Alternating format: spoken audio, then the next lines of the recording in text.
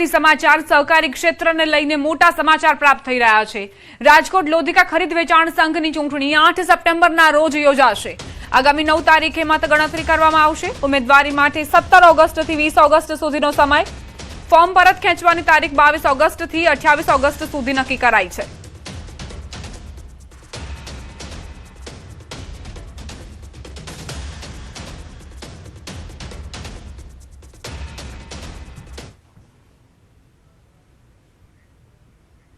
રોકાઈશું વધુ એક બ્રેક માટે।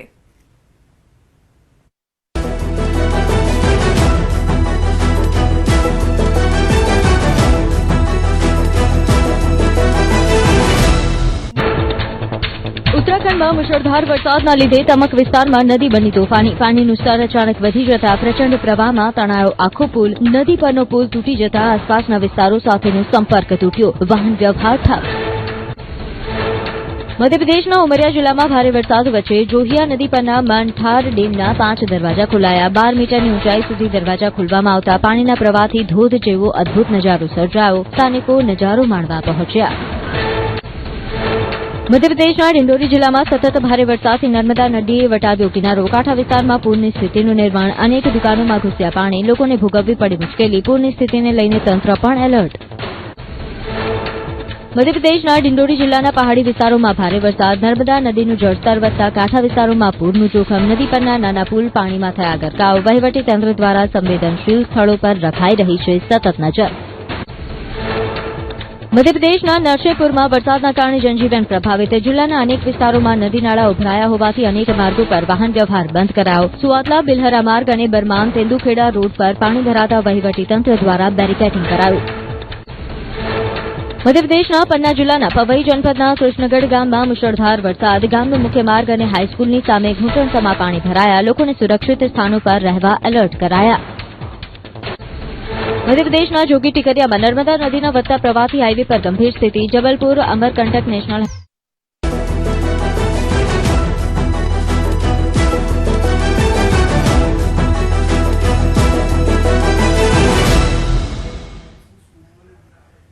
છોટાઉદેપુરમાં ન્યૂઝ 18 ગુજરાતીના અહેવાલની અસર જોવા મળી।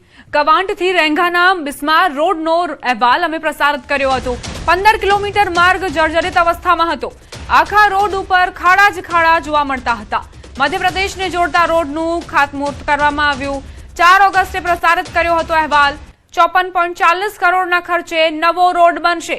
ધારાસભ્ય જયંતિ રાઠવા, પૂર્વ સાંસદ અને પ્રદેશ ભાજપ ઉપપ્રમુખ ગીતાબેન રાઠવા સહિત આગેવાનોની ઉપસ્થિતિમાં ખાતમુહૂર્ત કરવામાં આવ્યું। વિસ્તારના લોકોમાં આનંદ સાથે ખુશીનો માહોલ। ન્યૂઝ 18 ગુજરાતીએ વિસ્તારના લોકોની સમસ્યાને વાચા આપી હતી। આખરે કઈ રીતે પહેલા વાહન ચાલકો પસાર થતા નજરે પડી રહ્યા છે તેના દ્રશ્યો આપ જુઓ। અને હવે આ રોડનું ખાતમુહૂર્ત કરવામાં આવ્યું છે।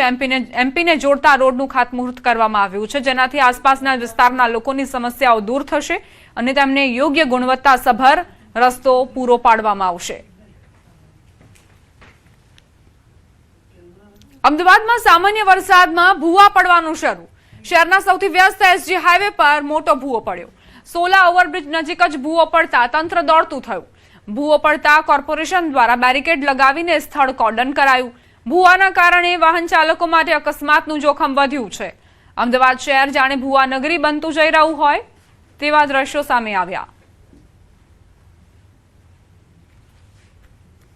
શહેરમાં વરસાદી માહોલ છે અને આ વરસાદી માહોલ વચ્ચે શહેરમાં ભૂવા પડવાનો સિલસિલો પણ જોવા મળી રહ્યો છે। હાલ આપ જે જોઈ શકો છો કે એસજી હાઈવે પર સોલા બ્રિજ નીચે આ ભૂવો પડ્યો છે।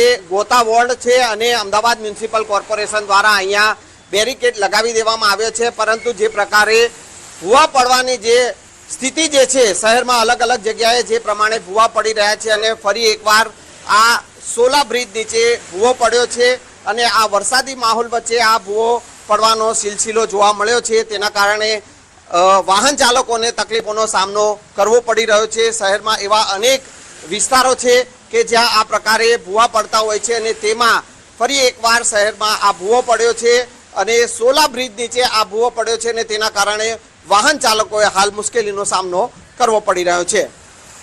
સંજય ટાંક, ન્યૂઝ 18 ગુજરાતી, અમદાવાદ। દ્વારકા ખંભાળિયા હાઈવે પર નબીરાઓ બેફામ બન્યા છે। નશાની હાલતમાં બેફામ કાર હંકારી અકસ્માત સર્જ્યો। બેફામ કાર હંકારી વાહનોને અડફેટે લીધા। અકસ્માત બાદ કાર ડિવાઈડર સાથે અથડાવી। જાગૃત નાગરિકની જાણથી પોલીસ હરકતમાં આવી। પોલીસે પીછો કરીને કાર ચાલકને ઝડપી પાડ્યો। નશામાં ડ્રાઇવિંગ કરનાર સામે પોલીસે ગુનો નોંધ્યો છે।